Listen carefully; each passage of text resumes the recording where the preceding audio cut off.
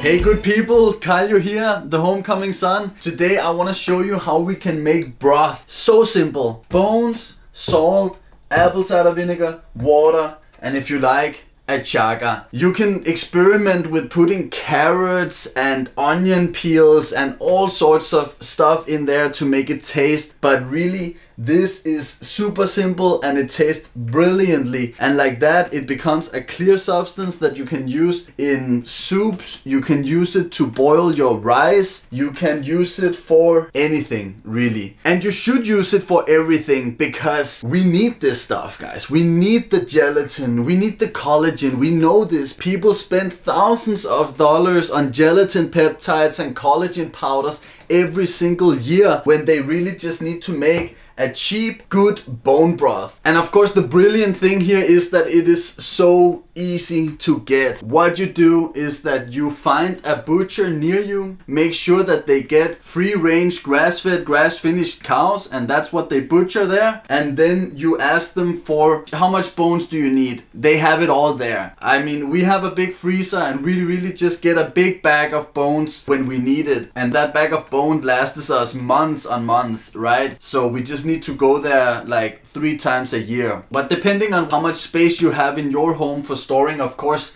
freezing these bones, you just call up your butcher, you go and get it there. This is not at the butcher store. I'm talking about where they actually butcher the animals. So in Denmark, we don't butcher the animals in the physical store. We have big butchers that butcher the animals and then distributes them to different butchers. So call your butcher, get a hold of some kilograms of bones. You should get it for free, right? You shouldn't pay for your bones. This is waste products. We should get it for free. That should be possible for you. Ideally, you want to get a good mixture of different bones. You want to get bones with bone marrow. You want to get knuckle bones, bones with a lot of connective tissue. So just get as much of the different kinds of bones that you can in there to make sure that you're going to get a good mixture of all of it. If you put too much connective tissue in there, it's gonna get too jelly. There's gonna be too much fat in the final broth. If you don't get enough, it's gonna be liquid. You wanna hit the right amount so that when you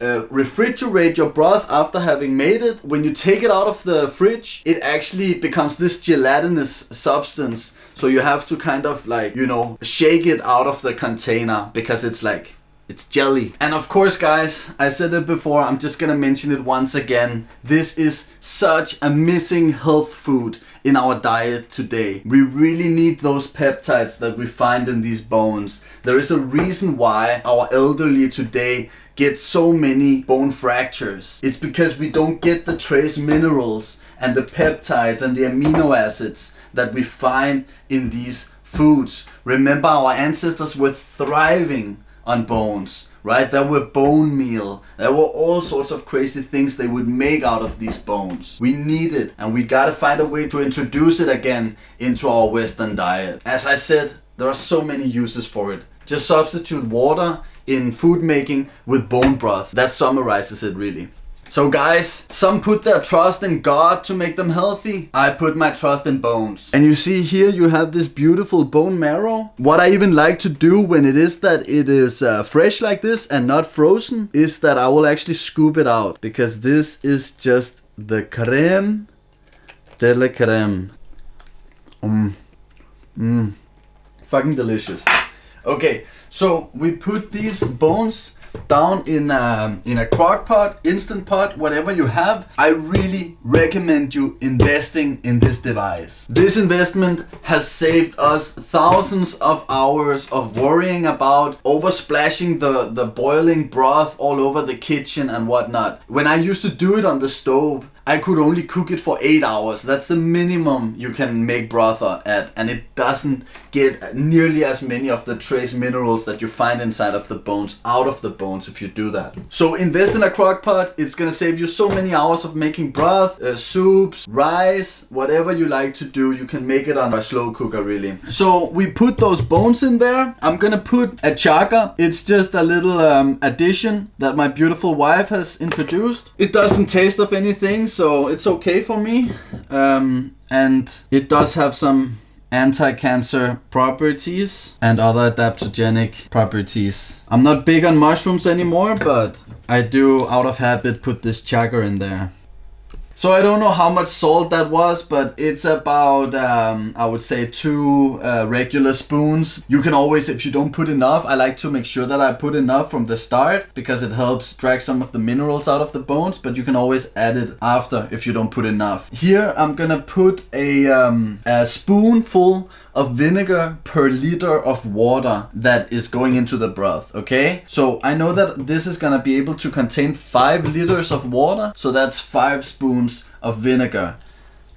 I just go easy like that. I'm not a measuring kind of guy. Did I mention that you want to have 1 pound of bone per liter of water? That's gonna help you. Make sure that you get high quality sea salt, okay? Because the issue with the sea salt, of course, is that we have used the sea for a big dumpster, and so you are not sure about the cleanliness of the sea salt anymore. So getting something like pink Himalayan salt that is really just old sea salt that has hardened within rock on the mainland now can be a very good way of getting the minerals that are found in the sea salt.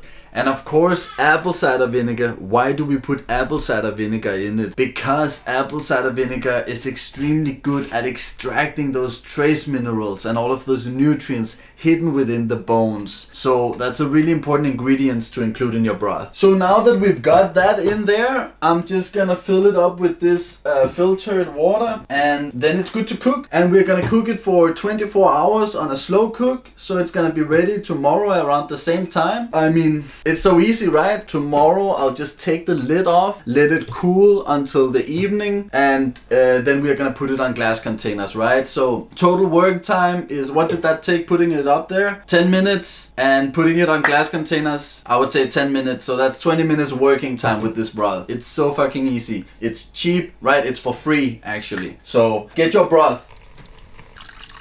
And of course, this is The Homecoming. If you like the content, then make sure that you subscribe to this channel and give me a like. And if you wish for more specific videos on how to make any sort of other food, or anything you want to know about how to optimize your health, vitality and lifestyle, then please let me know in the comments and I'll get right back at you. My whole purpose with making this video was to show you how incredibly easy it is to make broth. We have a tendency, I know I did when I started making broth, I made it this huge thing. I spent hours in the kitchen preparing, chopping up and making it, but it doesn't have to take such a long time, right? You can do this in the most hectic of lifestyle you have. It takes 10 minutes doing it and then 10 minutes finishing it. That's the whole thing. That's the secret of having a healthy lifestyle, is to make it easy on yourself. And that's what I hope I clarified with this video. Alright? Love and cheer, you guys.